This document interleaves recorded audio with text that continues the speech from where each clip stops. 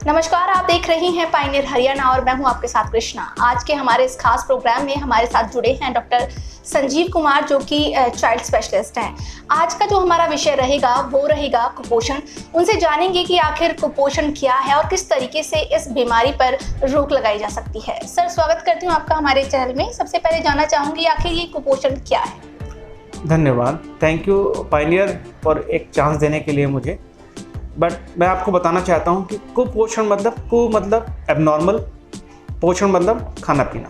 तो हमारा जब खाना पीना गड़बड़ होना शुरू हो जाए, चाहे वो कम हो चाहे ज़्यादा हो, हम दोनों स्थिति में उसको कुपोषण ही बोलेंगे। कुपोषण मतलब सिर्फ कम वेट को लेके नहीं होता है, हमारे धातु, मिनरल्स, आयोडीन की कमी, सब कुछ को कुपोषण की कैटेगरी में ही गिना जाएगा। जी, तो आखिर क्या है, किस तरीके से पता चलता है कि इसको कुपोषण है और क्या इसके शुरुआती लक्षण होते हैं, कहाँ से इसकी शुरुआत होती है? चलो हम शुरुआत करते हैं। तो बच्चे का जो कुपोषण है वो स्टार्ट होता है अपनी माँ के गर्भ से ही। जब माँ कमज़ोर होती है, जब लड़की कमज़ोर होती है तो उसका बच्चा भी कमज़ोर होता है।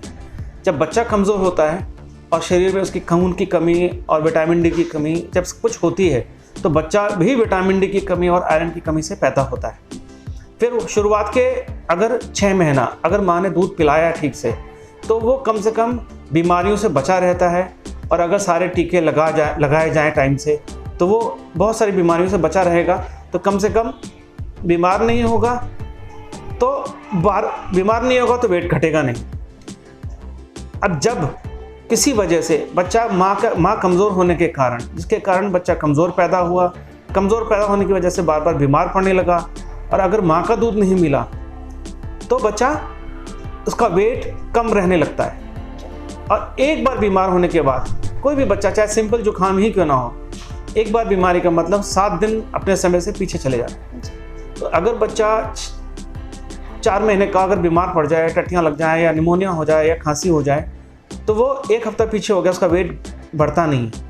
तो शुरुआत हमारी माँ के गर्भ से ही होती है। जी सर, जैसा कि आपने बताया कि प्रेगनेंसी के दौरान महिला अगर वीक है, कमज़ोर है, अगर वो अच्छा उसने नहीं खाया है तो वहीं से उसकी शुरुआत होती है। तो जो महिलाएं हैं तो उस टाइम पे वो क्या डाइट लें अपनी, किस तरीके से इस खतरनाक बीमारी से जो बच्चा उसको पैदा होने वाला है उससे उसको बचा सकती है? देखिए, सबसे इम्पोर्टेंट चीज़ तो जब वो शादी नहीं हो उसकी लड़की की, तभी से एक बच्चे का खाना पीना ठीक होना चाहिए। उसमें high protein diet, iron rich food, जैसे आयरन रिच फूड में जैसे गुड़ है, मूंगफली, चना, पालक, मेथी, बथुआ और सीज़न के फल, ये हमारे खाने में रेगुलर होने चाहिए। और शादी होने के बावजूद भी अच्छा खाती रहे, specially protein diet and iron rich food खाए एक लड़की। इसके कितने टाइप होते हैं कि या सिर्फ ऐसा बोलते हैं कि सिर्फ जो बच्चा कमज़ोर है, पतला है, जैसा कि अभी आपने बताया भी ज़रूरी नहीं है कि सिर्फ कमज़ोर होता है, तो उससे इसके टाइप क्या हो गए, कितने प्रकार का ये होता है?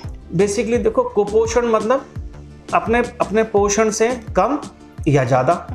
तो कुपोषण मतलब जो वेट कम हुआ उसको बोलेंगे कमज़ोर बच्चा। उसकी वेट भी कम हो सकता है, और अगर बहुत दिन से कमज़ोर बना रहा तो वेट और हाइट दोनों अपनी उम्र के हिसाब से कम होगी जी। और अगर बच्चा किसी वजह से ज़्यादा पोषित हो रहा है, मतलब ज़्यादा खाना अच्छे से खा रहा है और उसका वेट ओबेसिटी की तरफ जा रहा है, मोटापा हो रहा है, तो वो भी कुपोषण है जी। और जो मोटे बच्चे हैं उनके साथ भी एक रिस्क है। ऐसा देखा गया है कि जो बच्चे किसी वजह से पहले 2 साल अगर वो मोटे मोटे दिखते हैं या होते हैं, तो ऐसा नहीं है कि वो लंबी जिंदगी जीते हैं। उनकी ultimate life is shorter than a normal average बच्चा। जी, जैसा कि आपने बताया कि 6 महीने तक बच्चे को माँ का दूध पिलाना ज़रूरी है, लेकिन कुछ लोग हैं, आज का जो वक्त है, नहीं ये चीज़ें फॉलो कर पाते हैं, तो उनमें ये समस्या किस तरीके से देखने को मिलती है? देखो, डिस्पाइट सारी कोशिशों के बावजूद भी 1/3 मम्मियाँ अपने बच्चे को ब्रेस्ट फीड नहीं करा पाती पूरी तरह। वो कई भी कारण हो सकते हैं, कई बार दूध ही नहीं आया, बच्चा हॉस्पिटल में रहा किसी वजह से, या और भी कारण हो सकते हैं, या पोजीशन ठीक नहीं है। पहली बात तो ये अवेयरनेस क्रिएट होना चाहिए हर माँ को, हर दादी को, हर नानी को, कि हमें जब वो प्रेग्नेंट है तभी से वो तैयारी करे, मेंटल मेकअप करे कि मुझे ब्रेस्ट फीड करना है।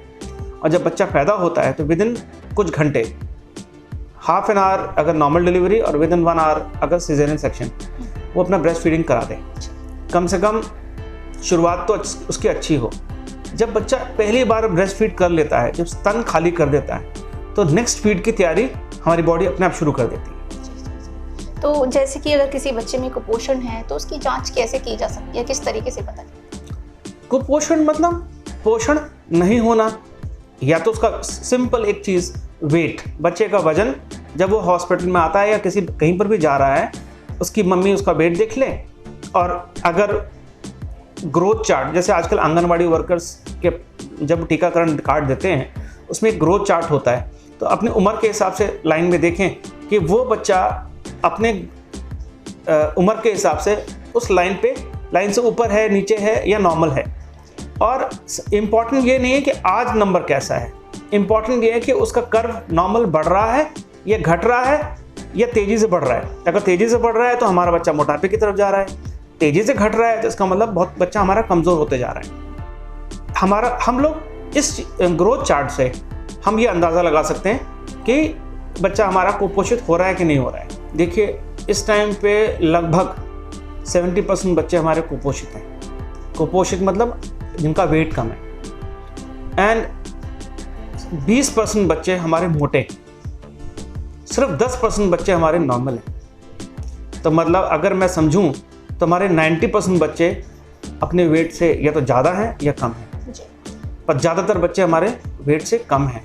ये बहुत चिंता की बात है इस भारत में, जहाँ पर अच्छा खाने को मिल रहा है इस टाइम पे और एसेसिबल है। मतलब आज की तारीख में मुझे नहीं लगता कि कोई किसी को अनाज और या दूध या अंडा या पनीर किसी चीज़ की कमी है, चाहे वो गरीब ही क्यों ना हो। अनाज और दूध तो मिल ही सकता है सबको। जी सर, तो फिर आज आप पेरेंट्स को क्या एक मैसेज देना चाहेंगे कि किस तरीके से इस खतरनाक बीमारी से वो अपने बच्चों को बचा सकते हैं, अगर उनका अपना भी खान पान अच्छा रखें और बच्चों का भी? हमें एक बात तो समझना पड़ेगा, सृष्टि के नियम से हम अलग नहीं हो सकते। हम रेगुलर खाना अपना सिंपल दाल चावल रोटी सब्जी ही खाएं रेगुलरली ठीक से, और गुड प्रोटीन डाइट, जैसे दूध है, अगर वो अंडा खाते हैं तो अंडा या फिर मूंगफली, चना, गुड़, ये रेगुलरली खाएं और प्रॉपरली जैसे खाते हैं। हमारे देश में 100 दिन तो त्यौहार होते हैं, मेजर त्यौहार, तो 100 दिन तो हम तला वाला वैसे भी खाते हैं और खाना भी चाहिए। हम तला क्यों ना खाएं?